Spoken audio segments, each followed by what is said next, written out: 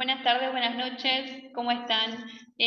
Lo prometido es deuda, voy a estar subiendo el trabajo práctico número 2, correspondiente a esta unidad, de la unidad número 2, y este video es para explicar o recorrer cuáles son las consignas que van a ser evaluadas, teniendo en cuenta el recorrido que hicimos en esta unidad.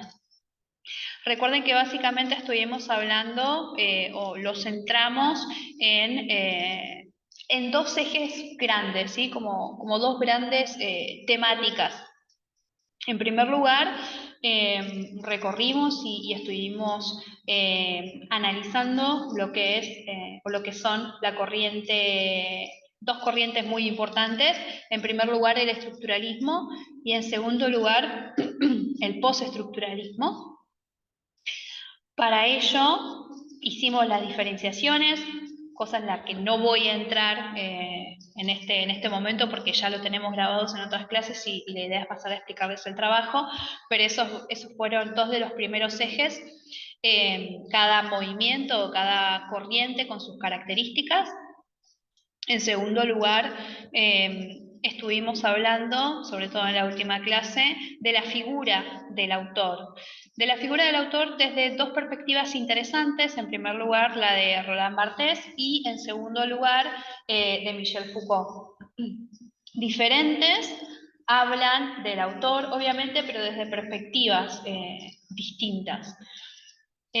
Para Barthes utilizamos el texto La muerte del autor y para Michel Foucault utilizamos el texto que se llama, que es un autor que en realidad parte de una conferencia, la transcripción de una conferencia que dio en el College de France, perdón mi francés.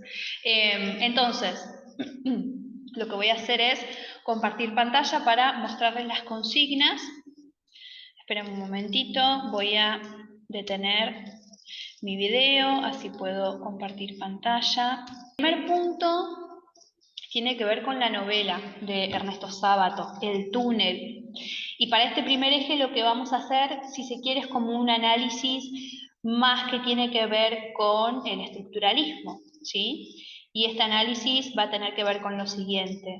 Respecto del autor, le voy a pedir que hagan una breve biografía del autor, de Ernesto Sábato, los datos editoriales correspondientes a la novela, a qué género pertenece, y cuando digo género, más allá de establecer lo macro, que tiene que ver con la narrativa, descartemos de plano que estamos hablando de un género discursivo secundario o complejo, ¿sí? Más allá de esa clasificación que vimos de Bakhtin, no entramos en esa clasificación, pero sí tener en cuenta que es una novela, por qué es una novela, qué características corresponden a este género. Dentro del género narrativo es un subgénero. Tener en cuenta también todo lo que sea referido a género, ¿sí?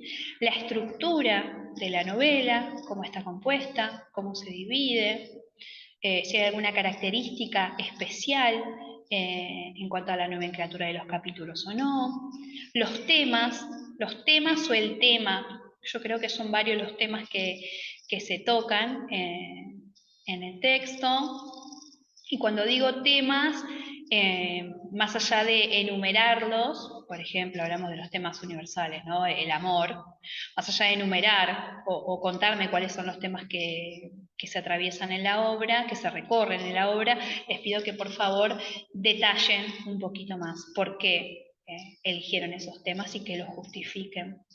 Una síntesis del argumento, y cuando digo síntesis es exactamente eso, como una especie de tráiler, si se quiere, de lo que trata la novela o la nouvelle, ¿sí? Es una novela corta. El estilo, ¿qué estilo característico del autor creen que se presenta en el túnel? Y por último, elaborar una opinión crítica sobre el texto. Que ahí va a ser una valoración completamente personal, ¿sí? Eso es en cuanto al punto número 1 y es lo más general. Punto número 2, determinar el marco narrativo, incluyendo citas textuales que apoyen la caracterización, extraer informantes e indicios. En este caso, recuerden que cuando hablamos de marco narrativo está compuesto por 3 elementos: el lugar, el tiempo y los personajes.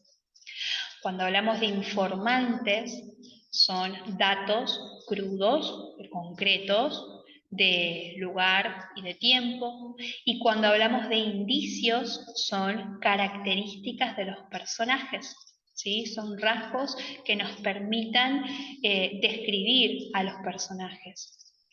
Hago esta aclaración y puntualizo, porque para esto les pido, para estos datos, tienen que extraer la información de la novela. Si hay algún dato de tiempo, de espacio o el dato que utilicen para describir a los personajes, tiene que estar justificado, tiene que estar extraído puntualmente o referenciado, mejor dicho, a partir del texto. Punto número 3, ahí ya vamos a lo que son los dos textos los textos de Foucault, o el texto de Foucault, mejor dicho, y de Barthes. Establecer semejanzas y diferencias entre Barthes, o entre Barthes, y Foucault respecto de la categoría de autor. ¿En qué cosas, en qué puntos creen que estas dos teorías, si se quiere, o estas dos exposiciones se hermanan, qué puntos de encuentro hay entre las dos posturas y qué puntos son los que marcan la diferencia? ¿En qué cosas, más allá de que ambos hablan del autor, hay diferencias?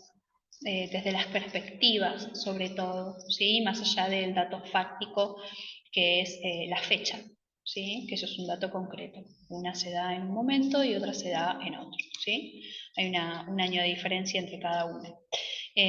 Pero básicamente este punto va a tener que ver con eso. Pueden hacerlo a través de un cuadro si quieren, si les resulta más fácil, pero si van a hacer un cuadro, tienen que empezar las categorías que los van a diferenciar o aquellas categorías que van a establecer como semejanzas. Punto número 4. Va a tener que ver con el texto de Foucault y dice: ¿incluirías a Ernesto Sábato en la categoría de fundador de discursividad? Y justificar: ¿es Ernesto Sábato un fundador de discursividad? Para contestar obviamente esto, vamos a partir, más allá de que puedan partir desde el inicio con lo que es un fundador de discursividad o no, o lo pueden incluir después, pero va a tener que estar desarrollado el concepto de fundador de discursividad, y ustedes me dirán si incluirían al autor, si incluirían a Ernesto Sábato en esta categoría propuesta por Foucault o no. Tanto por el sí como por el no tienen que justificar en cualquiera de los dos casos.